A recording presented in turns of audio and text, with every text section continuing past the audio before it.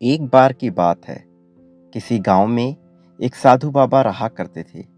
पूरे गांव में वो अकेले साधु थे जिन्हें पूरे गांव से कुछ ना कुछ दान में मिलता रहता था।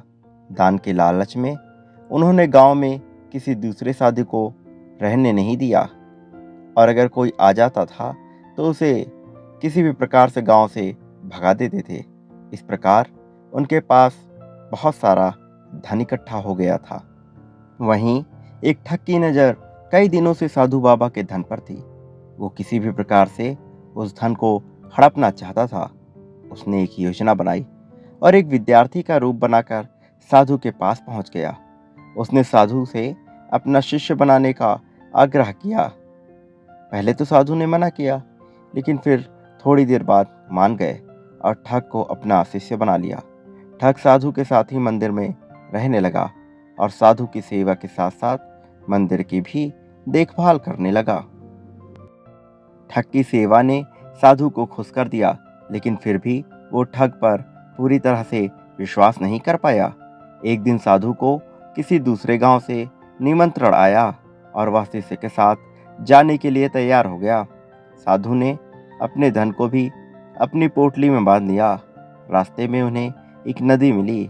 साधु ने सोचा कि क्यों ना गांव में प्रवेश करने से पहले नदी में स्नान कर लिया जाए। साधु ने अपने धन को एक कंबल में छुपा कर रख दिया और ठग से उसकी देखभाल करने का बोलकर नदी की ओर चले गए। ठग की खुशी का ठिकाना नहीं रहा। उसे जिस मौके की तलाश थी वो मिल गया। जैसे ही साधु ने नदी में डुबकी लगाई, ठग सारा सामान लेकर भाग खड़ा हुआ। जैसे ही साधु वापस आया, उसे ना तो शिष्य मिला और ना ही अपना सामान। साधु ने ये सब देखकर अपना सिर पकड़ लिया। कहानी से सीख।